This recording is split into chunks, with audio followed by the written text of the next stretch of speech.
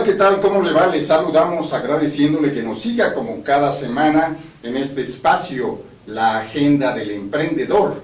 Les saluda Raúl Fraga. Y Yasmín Lujano, que como siempre, como todos los lunes, estamos con ustedes en su programa, La Agenda del Emprendedor. El espacio donde usted tiene la opinión de los expertos, los especialistas que le permiten acercarse al entendimiento, a la interpretación de los fenómenos críticos de la agenda mexicana para tomar las mejores decisiones. Y hoy justamente estamos especialmente gustosos de recibir al gran especialista, al maestro Martín Gabriel Barrón Cruz, académico del Instituto Nacional de Ciencias Penales, el INACIPE, y con una trayectoria verdaderamente grande, muy importante su trabajo profesional. Martín, te damos la bienvenida, agradeciendo estés con nosotros y que seas tú mismo el que nos permita saber parte mínima de tu impresionante trayectoria. Gracias, Raúl, gracias Yasmín por la invitación. Bueno, obviamente presentarse uno a veces tiene sus propias complicaciones. Sí. Yo formalmente soy profesor investigador en el Instituto Nacional de Ciencias Penales. Llevo más de 25 años dedicados a la investigación y bueno, pues eso resumiría de alguna u otra manera muchas cosas, porque en este largo trayecto, pues la obra publicada, que aquí tenemos al frente los dos más recientes libros, el de Alternativa a la Seguridad, que salió apenas la semana pasada, ¿no? El martes de la semana pasada, que me lo entregaron a mí, y el otro que es Gobernar con el Miedo, que salió hace más o menos un mes y medio, ¿no? Entonces, bueno, ya los libros hablarán por sí mismos, ¿no? Y pues bueno, doctor Martín, pues yo quedé muy impresionada por tu dedicatoria que tienes en tu libro Gobernar con Miedo, que dice: a las víctimas colaterales que perdieron la vida por una necedad política. Realmente es impactante esa dedicatoria, porque bueno, se habla de una guerra al narcotráfico cuando fue ilegal. Entonces, ¿cómo se desarrolla esta guerra en México? Bueno, de hecho, eso es lo que trata el libro, ¿no? Cómo asciende al poder Felipe Calderón, ¿no? A partir de la elección, a partir de la problemática que todo el mundo sabe y conoce, de ese famoso medio punto de diferencia entre el primer candidato y el segundo candidato a las elecciones presidenciales. Este medio punto implica no más de 500,000 votos entre uno y otro candidato a la presidencia, lo cual en otros países implicaría una segunda vuelta. Esto en México es imposible, por lo tanto se queda un presidente con un escaso margen de diferencia con su opositor, con su principal opositor. Posteriormente, ya en la toma de posesión, hay un discurso que es el discurso eje de toda la estrategia, si es que podemos decir que hubo estrategia. Yo en el libro sostengo que no hay estrategia, como no hubo tampoco táctica, para esta lucha al narcotráfico. Este discurso en el Auditorio Nacional va a ser el discurso guía de toda la administración de Felipe Calderón. Y a final de cuentas, él incluso cambia este concepto de guerra por el de lucha. Si nosotros recordamos, él siempre sostiene que él nunca dijo guerra y maneja el término lucha. A final de cuentas, el término no importaría mucho, porque al final de cuentas es enfrentarse a alguien distinto, a alguien que tendríamos que eliminar, que este es un problema, y este es un problema grave, porque en toda la administración de Felipe Calderón se vio a las distintas personas vinculadas al narcotráfico como enemigos al régimen. Y verlos como enemigos y no como ciudadanos que transgreden las normas de un país es grave.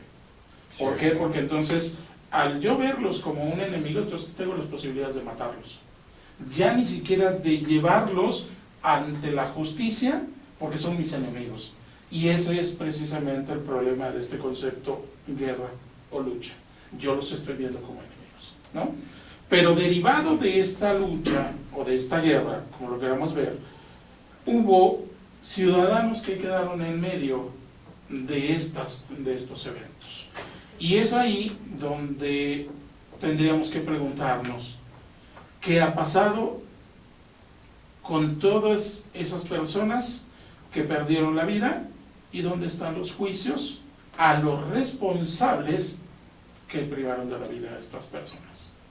Es cierto, incluso recordemos cómo el día 11 de diciembre de 2006, 2 semanas antes de haber asumido la presidencia de la República, Felipe Calderón Hinojosa le da el banderazo de salida a sus llamados operativos conjuntos contra la delincuencia organizada y el narcotráfico en Michoacán, su tierra natal, concretamente en la capital, en Morelia, y a partir de ahí será un discurso exclusivamente anclado en esta que fue considerada por algunos una estrategia interesante y al paso del tiempo como un desacierto del cual jamás se saldría el presidente a lo largo de su sexenio y que dejaría un regadero de muertos por el país. Así es. ¿Cuál es el punto central que en tu muy interesante libro que se titula Gobernar con el miedo y donde analizas el narcotráfico en el sexenio 2006-2012,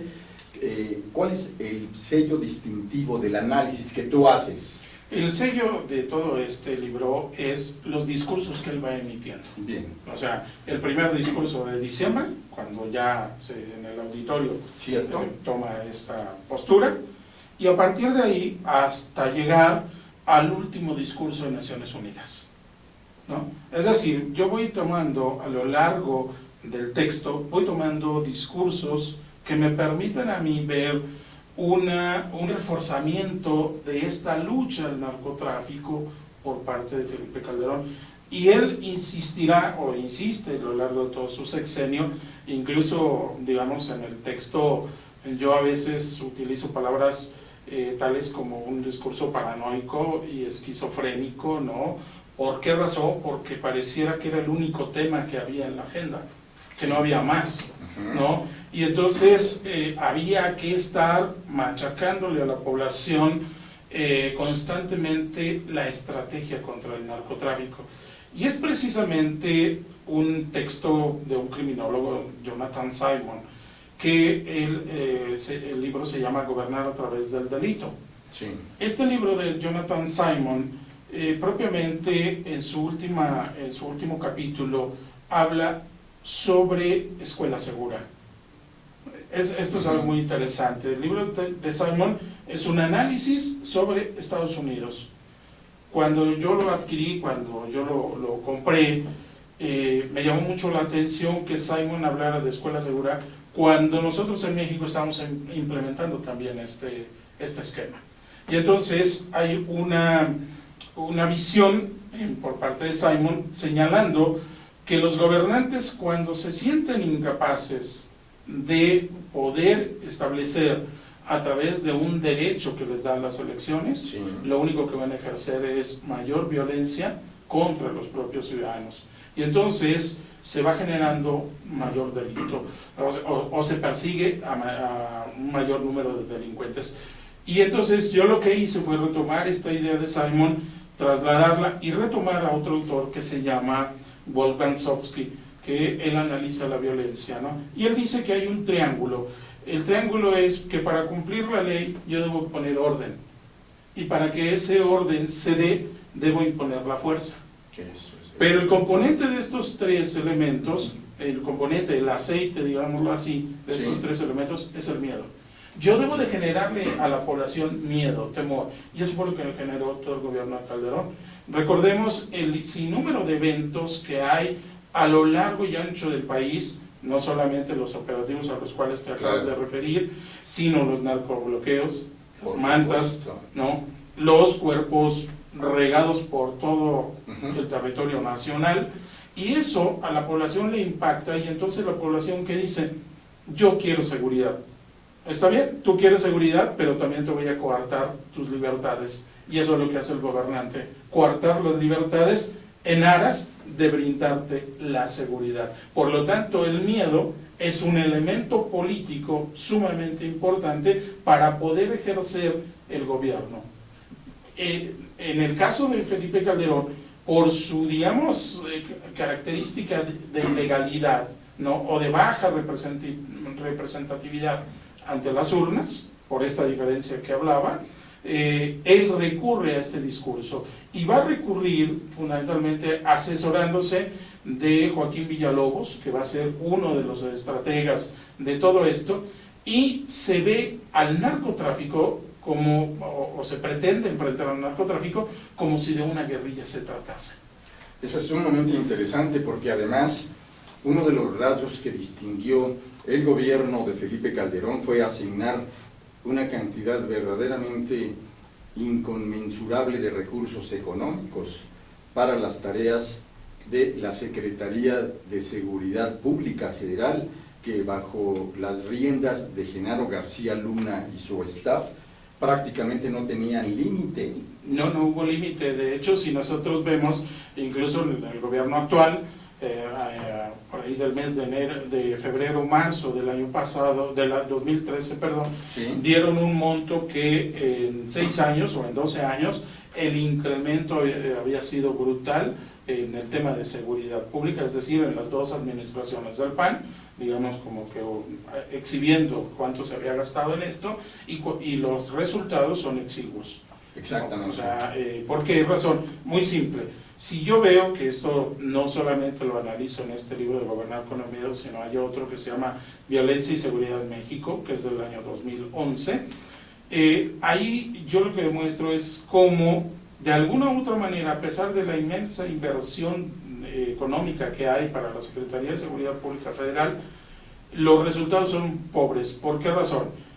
Simple y llanamente, la Policía Federal o la Secretaría de Seguridad Pública Federal dice que en 6 años detuvo alrededor de unos 75,000 personas vinculadas al narcotráfico. De esas, logró probar solamente en 2.300 personas nexos con el narcotráfico. En 6 años. Y son los propios resultados de la Secretaría. Cierto. ¿No? Entonces, ¿eso qué nos demuestra? Que la enorme cantidad, el enorme dispendio de recursos solo sirvió para poder demostrar 2.300 casos. Impresionante. Bueno, primero un dato duro. Los daños colaterales. Iniciando esta guerra de narcotráfico, se incrementaron los huérfanos. De 2006 a 2010 hay 50,000 huérfanos, de los cuales 8.500 son de Ciudad Juárez, 3.063 de Michoacán, de acuerdo a la escala nacional de Barra y Joloy. Yo pregunto, ¿cuál es las drogas más vendidas aquí en México? ¿Y por qué no hubo campañas antidrogas durante el sexenio de Fox y Felipe Calderón, si es que teníamos consumo de drogas en México? Claro. Aquí tenemos varios problemas, un poco en los datos que tú decías de Ciudad Juárez. Sí, es lamentable, hace más o menos 2011, 2012, a principio se calculaba que había 10,000 niños huérfanos en Ciudad Juárez, solamente. Sí. ¿No? Entonces, el dato que tú estás dando se aproxima a estas cifras, ¿no? Quizá ahí los problemas estadísticos que siempre van a estar presentes.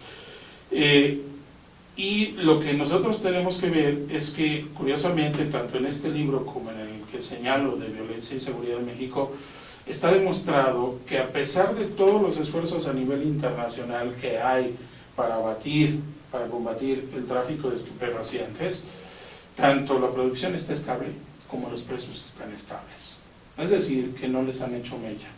Y no lo digo yo, lo dice el informe de Naciones Unidas contra la droga.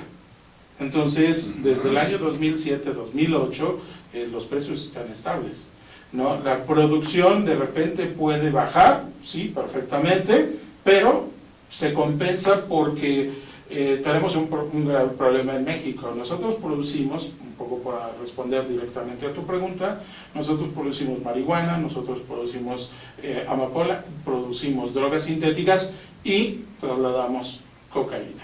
Es decir, que nuestro mercado se distribuye en estos 4 sectores. En cambio, en Colombia, en Perú, en Bolivia, fundamentalmente será cocaína, ¿no? Entonces su mercado está concentrado en más del 90% en un solo producto, ¿sí? Sí, también hay marihuana y también hay ayahuasca y hay otras sustancias, pero la inmensa mayoría es cocaína y nosotros esto es lo que producimos, ¿no? Entonces, aquí viene un problema, que de estas 4 drogas están consumiendo en México aquellas personas que consumen drogas. Y entonces lo que vemos es curioso, porque la Ley General de Salud dice que yo en mi bolsillo puedo traer 4.9 hasta 4.9 gramos de marihuana, es decir, es para mi consumo personal. A partir de los 5 gramos hasta los 4.9 kilogramos va a ser narcomenudeo, y después de los 5 kilogramos va a ser narcotráfico, ¿no? Este es un problema que en muchos estados esto genera situaciones diversas, ¿no? De competencias. Nos dicen, bueno, eso podría ser marihuana, pero ¿cuánto consumimos de cocaína? ¿Cuánto consumimos de otras drogas sintéticas? ¿O cuánto consumimos también de inhalantes?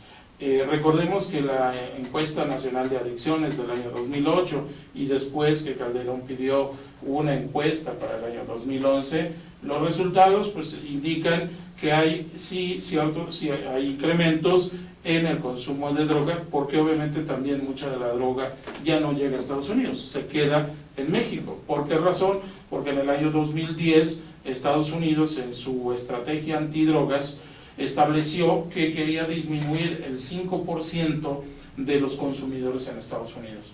Es decir, de los 23 millones de adictos que están registrados, según las estadísticas estadounidenses, ellos quieren para este año 2015 disminuir, del 2010 al 2015 querían disminuir casi 5 millones de adictos. Por lo tanto, técnicamente iban a controlar el mercado de la frontera para que no pasaran a Estados Unidos. Entonces, mucha de esa droga necesariamente también se consume en México. Y también se consume, ¿por qué razón? Bueno, hoy la marihuana, pues en Estados Unidos hay mejor marihuana porque está la hidropónica, o sea, tienes mejores productos. Nos dicen, México produce drogas sintéticas con sus enormes variedades, ¿no? Y se trasladan a Estados Unidos. Sí, pero son de baja calidad. O sea, nos dicen, los mexicanos están inundando el mercado estadounidense con drogas sintéticas. Sí, pero si viésemos la calidad de esas drogas, no necesariamente la calidad de la que se produce en Estados Unidos. Es decir, la doble moral estadounidense siempre ha funcionado. Yo combato fuera de mi país, ¿no?, las drogas, pero dentro no toco ni a los productores y poco toco a los consumidores. Este es un problema mucho más grave, ¿no? Sin duda. Bien, como usted está viendo, es sumamente importante tener al gran experto, el doctor Martín Barrón Cruz, analizando el grave problema del narcotráfico enquistado en la Agenda de Atención Especial de México en los últimos tiempos. Vamos a invitarle a que después de la pausa continúe con nosotros en la Agenda del Emprendedor. Regresamos, no se vaya.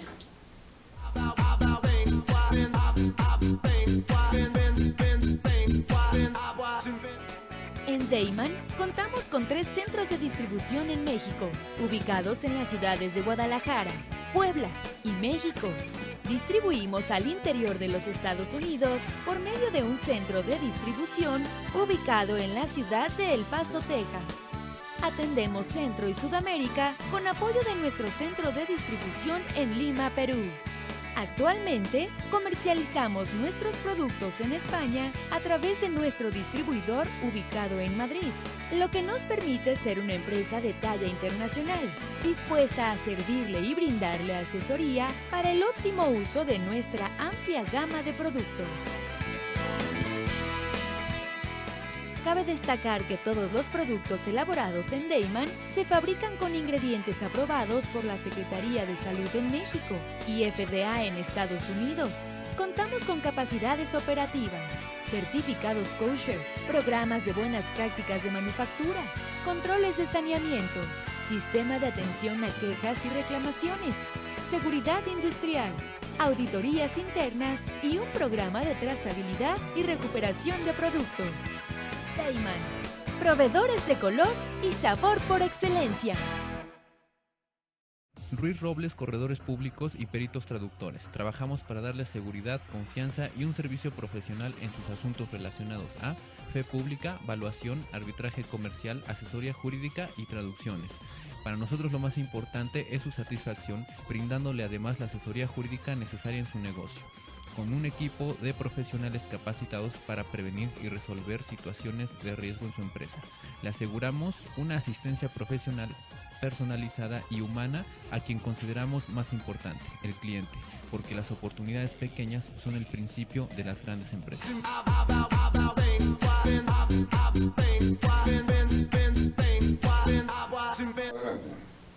Qué bueno que sigue con nosotros. Estamos con el doctor Martín Gabriel Barrón Cruz y pues nos está comentando acerca del narcotráfico. Doctor Martín, pues coméntanos, ¿cómo está el retrato del narcotráfico actualmente? ¿Cómo se ha configurado? Porque antes se hablaba de una federación, ahora ¿cómo está? Bueno, si nosotros viésemos un poco cómo estaba hasta antes, por ejemplo, de la asunción del gobierno de Felipe Calderón, pues muchos decían que había 7 grandes cárteles, ¿no? Más o menos, y otros cárteles un poco más pequeños. Pero derivado de la lucha contra el narcotráfico de Felipe Calderón, por ahí del 2012, 2013, se empezó a hablar de que había más de 87 ya grupos de distinta índole o naturaleza, es decir, cárteles grandes, medianos y más pequeños, ¿no? Sí. Entonces, esto se fue diluyendo producto de la lucha al narcotráfico precisamente de Calderón, que en lugar de tener aglutinados grandes grupos, lo que hicimos fue difuminarlos, y eso es todavía mucho más complicado de controlar. ¿Por qué razón? A pesar de todo, seguimos manteniendo grandes grupos, ¿no? Pero también hay sus diferencias entre los propios grupos. No es lo mismo hablar, por ejemplo, de 3 cárteles como que son propiamente una familia extendida, llamémosle así. Es el cártel de Sinaloa, es el cártel de los hermanos Arellano Félix y el cártel de los hermanos Carrillo Fuente, ¿no? Esto tiene una lógica, digamos, más de familia. Después tenemos otros grupos, como puede ser el cártel del Golfo y después el cártel de los Zetas, que por ejemplo el cártel de los Zetas no son familia en un sentido formal, ellos pertenecen al grupo de exmilitares originalmente, los 24 que formaron el grupo, y después las incorporaciones de desertores tanto del ejército mexicano como de ejércitos de Centroamérica. Y después tenemos a la familia michoacana y después a los caballeros templarios, que aquí hay un sesgo muy importante, la parte religiosa, ¿no? Este sesgo que tiene este grupo, el propio nombre, las propias ideas que manejan. Entonces esto ya nos da una conformación de 3 grandes grupos, ¿sí?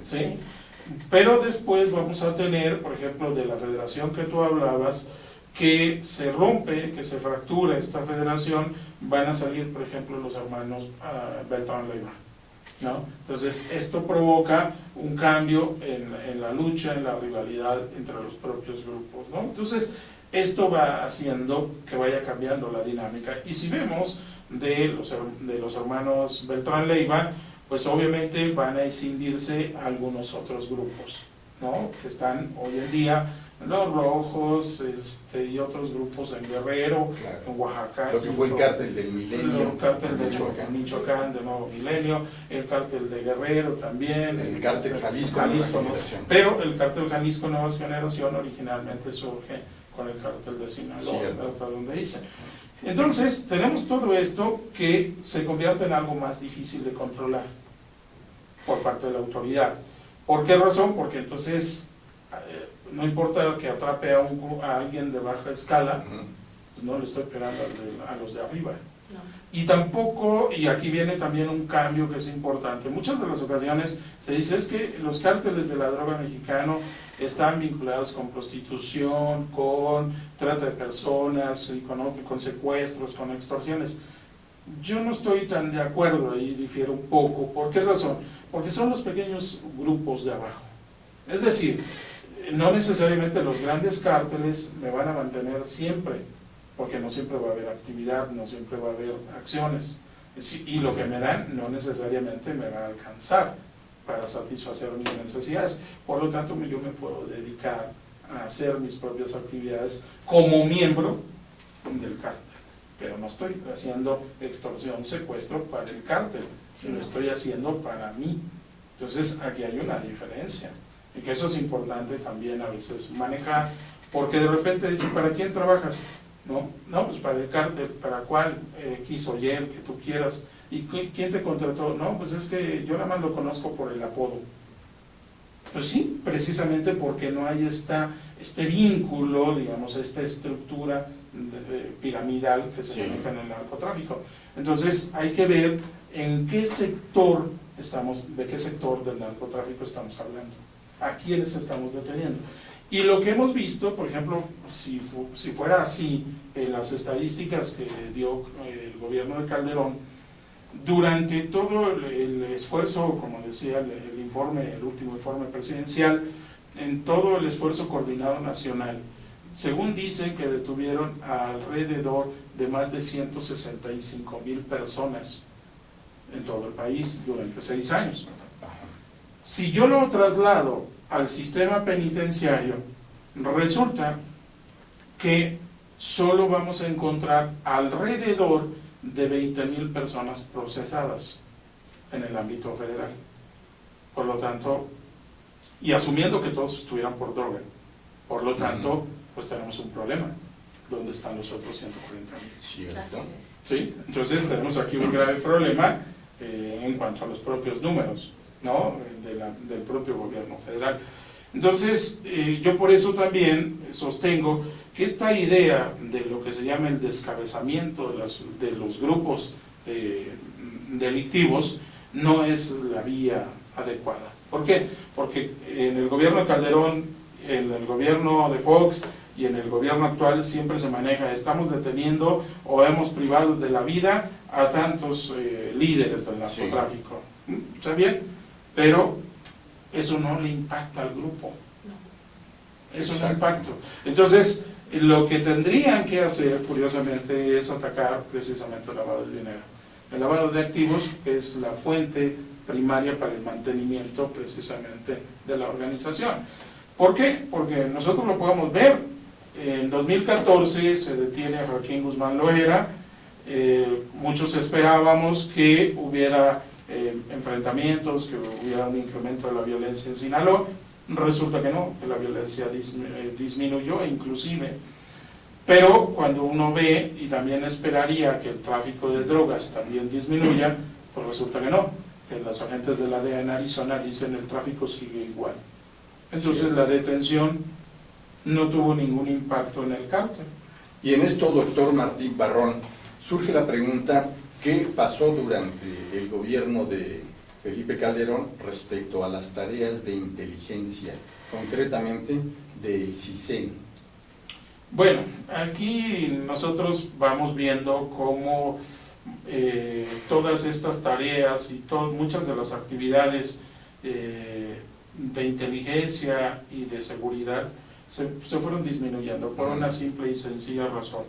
El omnipresente poder del secretario García Luna. Eso es la explicación más obvia. No había buenas relaciones entre los distintos actores del gabinete de seguridad, porque toda la responsabilidad se la habían dejado a la Secretaría de Seguridad Pública, ¿no? Y entonces podríamos inclusive a lo mejor analizar qué pasó con la Agencia Federal de Investigación, después en la Policía Judicial Federal o Ministerial. Tendríamos que ver cuál es el impacto en el CISEN, tendríamos que ver cuál es el impacto en el CENAPI, tendríamos que ver cuáles son los impactos de quitarle cierto poder a estas áreas. ¿Y por qué lo digo? porque en el año 2008, precisamente, el gobierno de Calderón estaba haciendo la Ley General del Sistema Nacional de Seguridad Pública, que curiosamente fue la primera ley que sale en el año 2009, y precisamente el equipo de García Luna y con él al frente querían tener casi todo lo que hoy tiene el Secretariado Ejecutivo del Sistema Nacional de Seguridad Pública, es decir, el área de información, el área de evaluación y el área de prevención del delito. Esos tres elementos los querían tener dentro de la propia Secretaría, es decir, querían hacer una mega secretaría con todas las funciones habidas y por haber. Sí. ¿Qué fue lo que sucedió? Que los diputados le dieron la vuelta y le quitaron, digamos, algunas de las aristas que él quería tener dentro de la Secretaría. Otro elemento importante de señalar, pues es la propia Policía Federal, que es parte del discurso que dice Calderón: yo recibí la Policía Federal con 6,000 elementos. Bueno, todos esos de la Policía Federal con corrupción. Así de un plumazo lo dice en alguno de sus discursos, ¿no? Y ahora pues estamos generando una nueva policía y hemos contratado hasta con estudios profesionales y tenemos 35,000 elementos, ¿ok? Y fue lo que llevó a la disputa un poco entre Juan Miguel Alcántara, el secretario ejecutivo, y el rector Narro, a decir, bueno, ¿qué le estamos ofreciendo a los jóvenes? Que se incorporen como policías, no importa el nivel de estudios. O sea, tenemos un problema porque no le podemos ofrecer a un joven universitario como única vía que se incorpore como policía. Cierto. Sin demeritar la profesión del policía, pero tenemos un problema. Y si nosotros lo vemos en términos de profesionalización, eso no es ser un policía profesional, eso es un policía profesionista. Así es. Son dos cosas completamente distintas. Entonces, todo esto, inclusive, digamos, para esta parte de inteligencia ya debilitada, lo podríamos ver. Hubo incluso dentro de la propia Secretaría de Seguridad Pública Federal un órgano que se llamó el CIES, el Centro de Investigación y Estudios en Seguridad, Sí. que curiosamente en un mes sacó 12 libros, ¿no? Ya financiados ahí, y todo estaba bajo el nuevo modelo de policía. Entonces, se vendió mucho esta idea de un nuevo sistema de policía, donde una de las aristas de la policía era la inteligencia. Es decir, ahí vemos la disminución de ciertas atribuciones, tanto para el Centro Nacional de la PGR, que hace labor de investigación, y como para el propio CISEN, les quitamos ciertas atribuciones. Cierto. Entonces, es como podríamos ver un poco el esquema de García Luna, ¿no? Digamos, él lo conocía bien el CISEN, pues venía de ahí.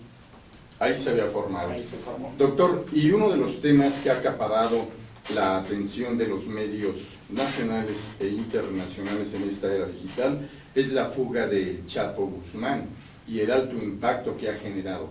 ¿Cómo lo ve el experto, el especialista que eres tú, luego de que ya hemos comentado que la discusión casi siempre se venía orientando a los asuntos de la prevención del delito, de la procuración, administración e impartición de justicia, pero poco se hablaba del sistema de readaptación de penas o sistema penitenciario, diría?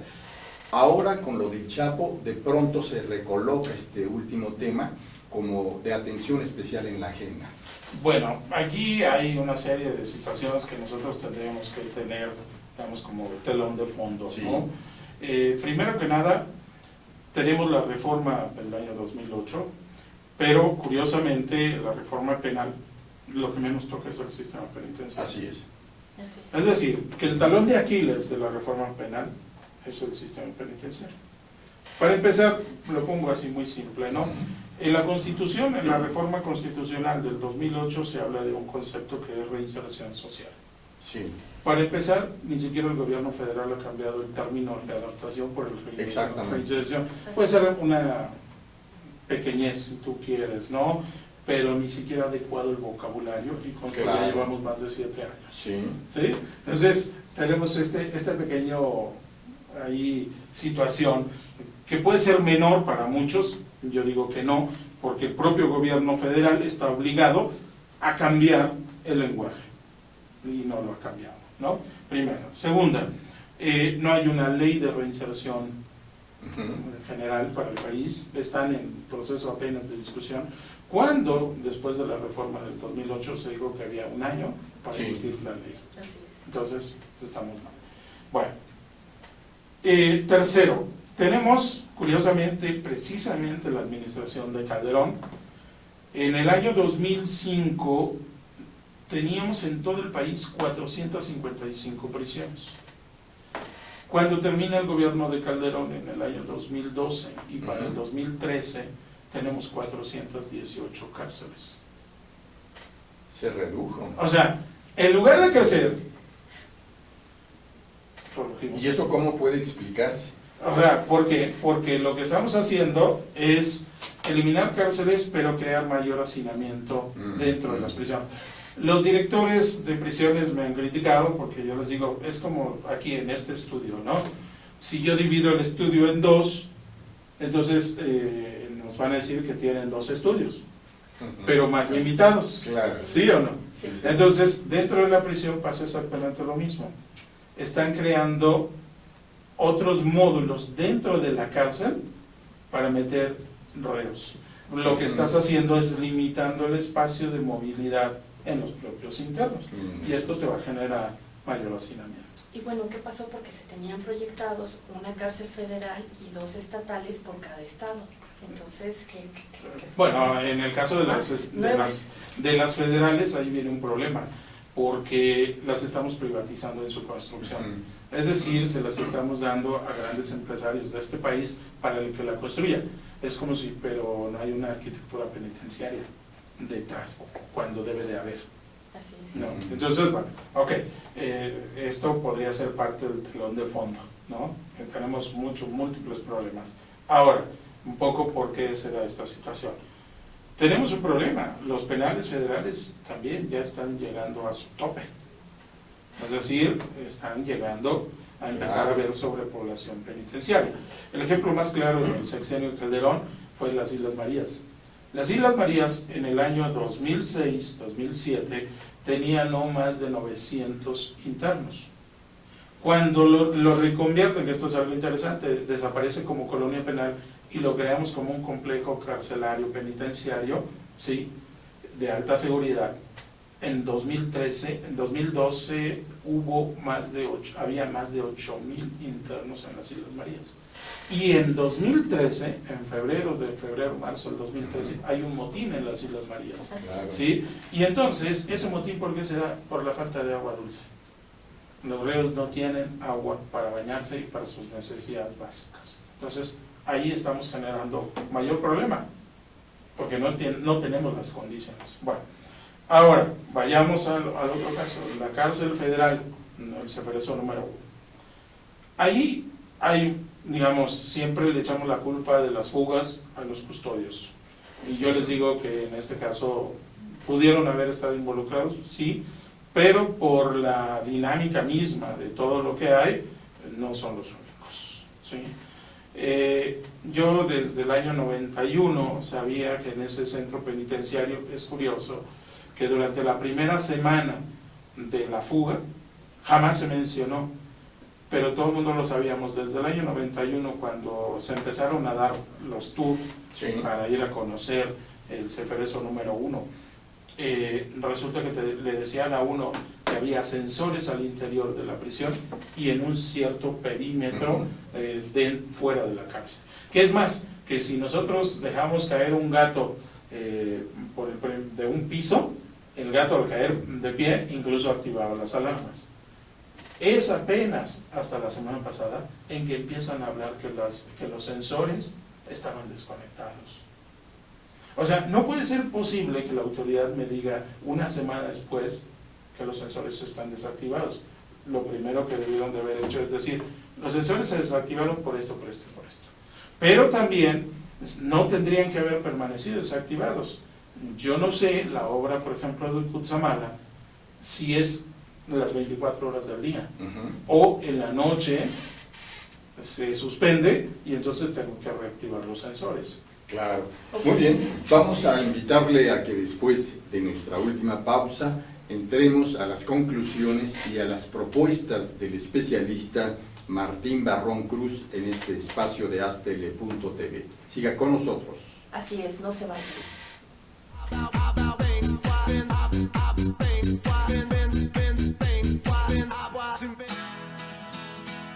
Crea tu propio negocio.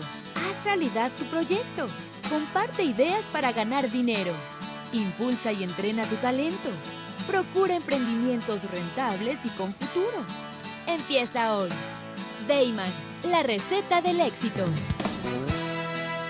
Dayman, por más de 7 décadas y con presencia en más de 9 países, se ha consolidado exitosamente como una empresa que desarrolla, fabrica y distribuye colorantes, saborizantes y productos alimenticios por excelencia. Nuestros productos abastecen a una amplia industria dedicada al manejo de alimentos micro, pequeña y de media a grande escala, ya que estos cumplen con altos estándares de calidad a nivel nacional e internacional y están elaborados para satisfacer las necesidades del mercado y gustos de nuestros consumidores.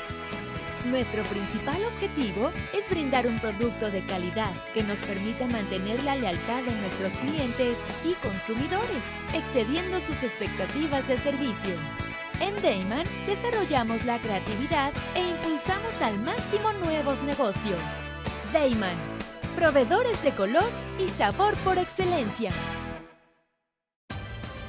Con Trujillo Betanzos y Asociados, tus proyectos están en buenas manos. Trujillo Betanzos y Asociados te ofrece servicios de fe pública en materia mercantil, asesoría legal, contable, fiscal y de negocios, litigio civil y mercantil, evaluación y asesoría financiera y área académica, porque nuestros clientes son nuestros mejores amigos.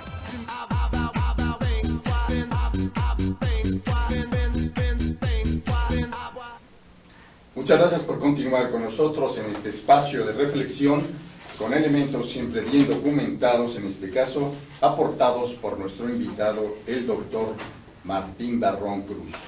Martín, tú nos dices también sobre la importancia que tiene ahora el sistema penitenciario y valdría la pena también saber qué ha pasado con esta investigación que venía realizando para presentar un libro y una obra que tanta falta hace en este tema en México. Bueno, mira, hay un texto que, digamos, está en un proceso de corrección, de revisión, que se llama Análisis Penitenciario, Análisis de la Situación Penitenciaria en México, que todavía el año pasado, terminé un poco de actualizar los datos al año pasado, Sí. y que da cuenta de alguna u otra manera de cuáles son las problemáticas del sistema penitenciario en todo el sistema, tanto en el nuevo sistema penal y los resabios que estamos dejando, ¿no? Entonces, obviamente a mí no me extraña, digo, nada lo que pasó con esta fuga, y puede haber N cantidad de fugas. También hubo fugas en las Islas Marías y está peor, porque estamos hablando de casi 12 horas de navegación en el barco que te lleva del puerto de Mazatlán hasta las Islas Marías. Imagínate que alguien se fugue de las Islas Marías, pues bueno, y si hay más distancia, pues eso nos dice muchas cosas, ¿no? Y obviamente este texto del análisis de la situación penitenciaria en nuestro país, pues lo que nos refleja es toda la debilidad del sistema penitenciario, ¿no? La debilidad en muchos sentidos, la debilidad en la capacitación del personal, ¿no? Tú lo decías ahorita fuera de un poco de cámaras, ¿no? Trabajar con menos de la mitad o con un porcentaje bajo del personal penitenciario, eso nos genera también problemas. También nos genera problemas la mala alimentación que reciben los presos, porque de eso se quejaban. Incluso el propio Joaquín Guzmán y Edgar Villarreal se quejaron de todo esto. Entonces, aquí hay una serie de problemáticas de la situación penitenciaria en nuestro país. Yo por eso digo que el talón de Aquiles de todo el sistema de todo el sistema de justicia de este país es la cárcel. Sí. Y los más endebles dentro de todo el sistema penitenciario son los custodios. Claro.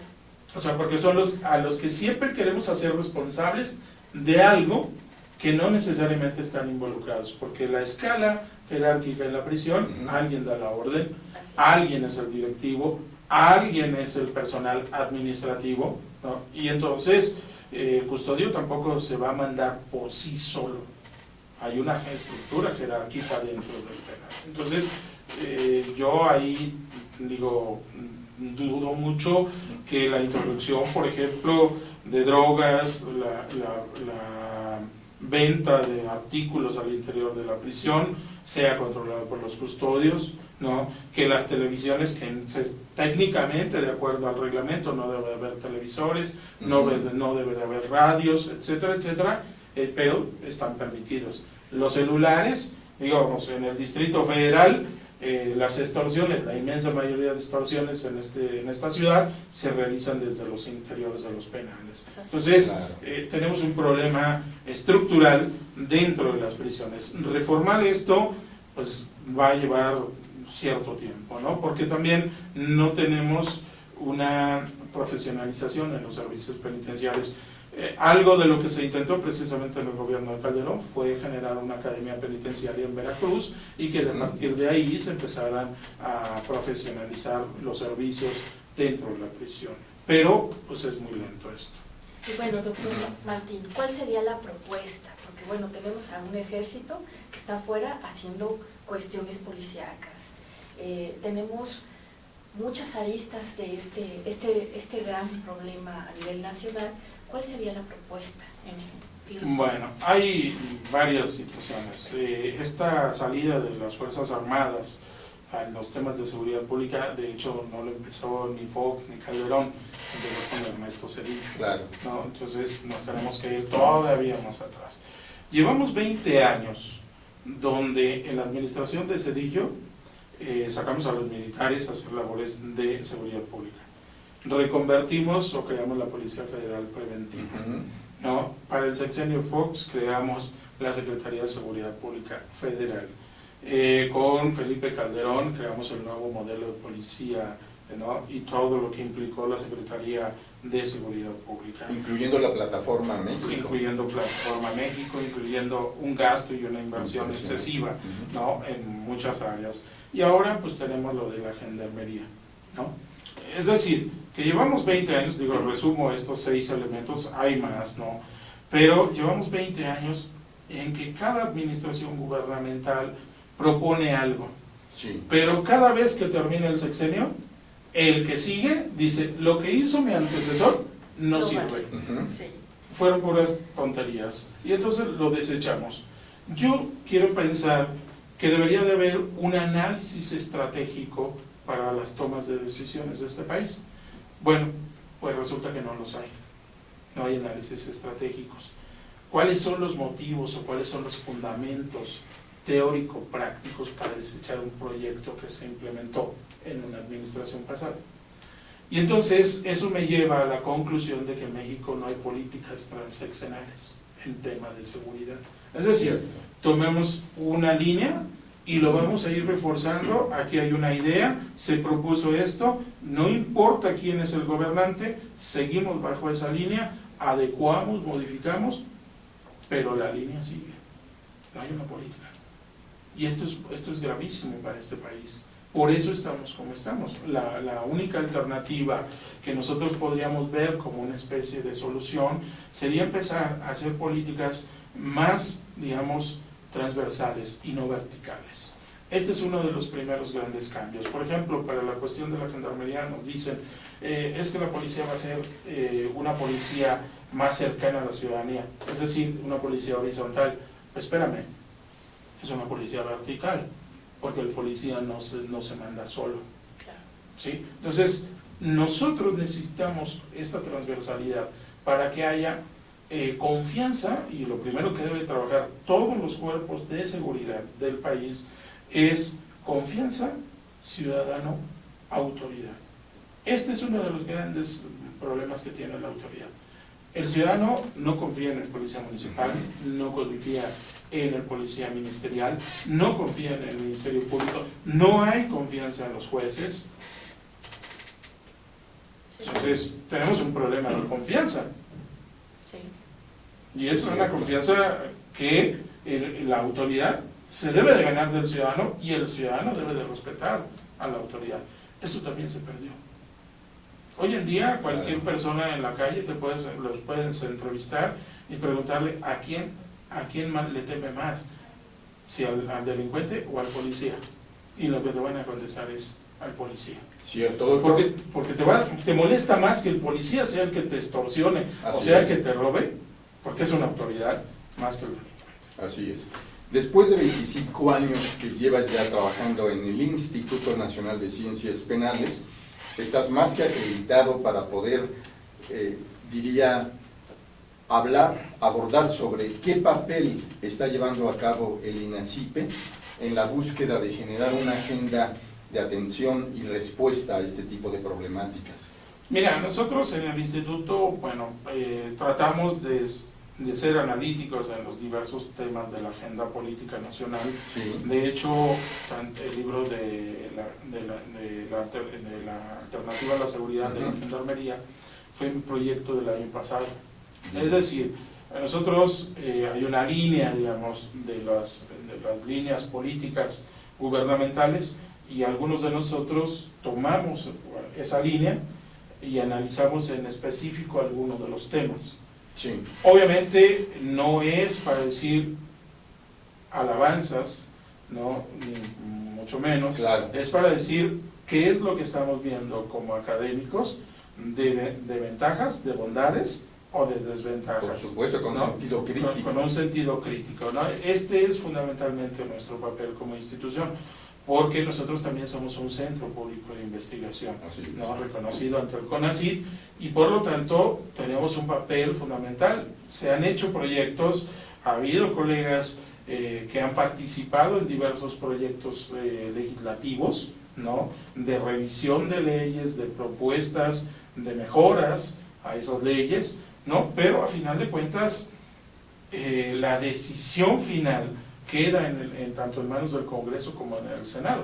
Hay ocasiones que incluso no nos gusta cómo quedó la ley, a pesar de que tú participaste en ella, y puede ser que no te gustó cómo quedó, porque a final de cuentas tú habías hecho toda una serie de observaciones en esa ley para mejor, desde tu perspectiva. Sí. Pero a final de cuentas los diputados o los senadores dijeron que no.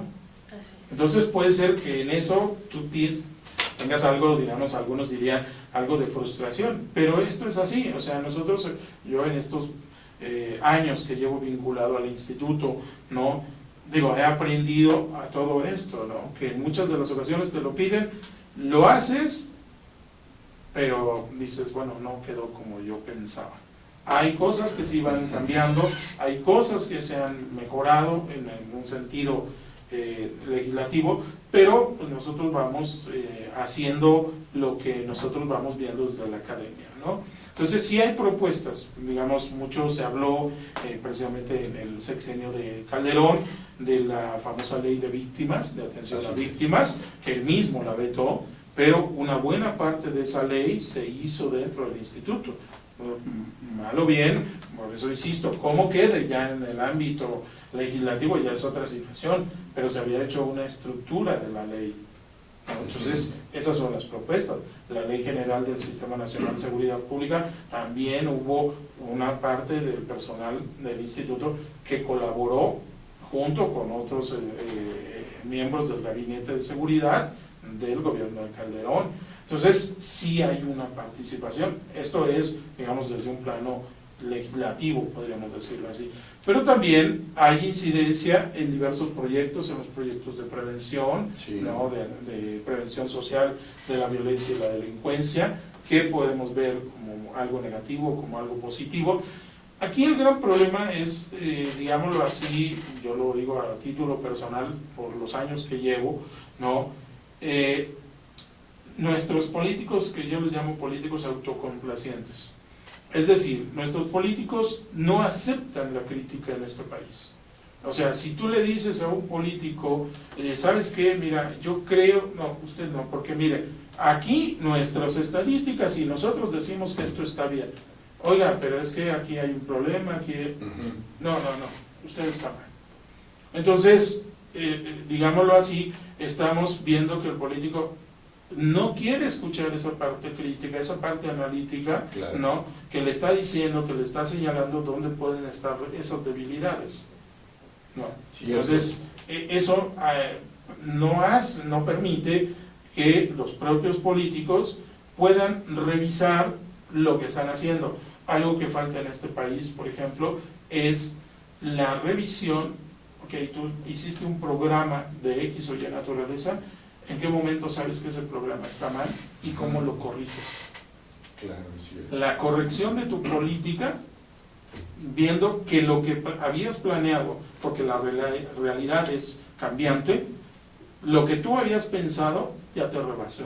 O sea, no hay mecanismos de evaluación No hay que permitan el corte de caja temporal, momentáneo, para poder definir qué ajustes se requieren. Así es. Y me parece muy interesante, doctor Martín Barrón, que comenta sobre la clase política, porque a partir de 1994, en el contexto de las campañas por la presidencia de la República y el asesinato del candidato del PRI, Luis Donaldo Colosio, los temas de seguridad y justicia se volvieron las grandes banderas de reivindicación en la búsqueda de votos, y al paso de 20, 21 años ya, este asunto se ha consolidado.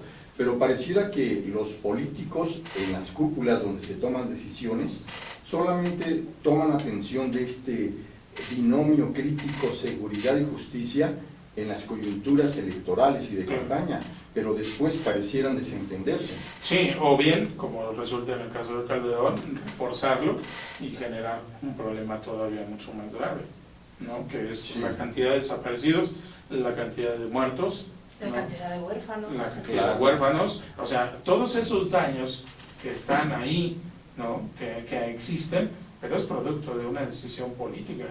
Y ahora lleva a su mujer como candidata. Sí. Yo por eso digo en alguna cosa que la Virgen de Guadalupe nos haga reconfesados, pero con una botella de tequila en mano. Doctor, finalmente te pregunto, ¿dónde pueden adquirirse estos libros? Bueno, una parte de ellos, porque uno es coeditado por otra editorial, Editorial Novum. Obviamente el instituto tiene una sección de venta de sus propias publicaciones, y también, bueno, en librerías un poco comerciales, las Sí. más conocidas un poco aquí en la Ciudad de México y en otros lugares del país, es donde se pueden adquirir, ¿no? O sea, obviamente, si no existen, se pueden pedir. La editorial, tanto del INACIPE como la editorial Novum, envían constantemente sus publicaciones.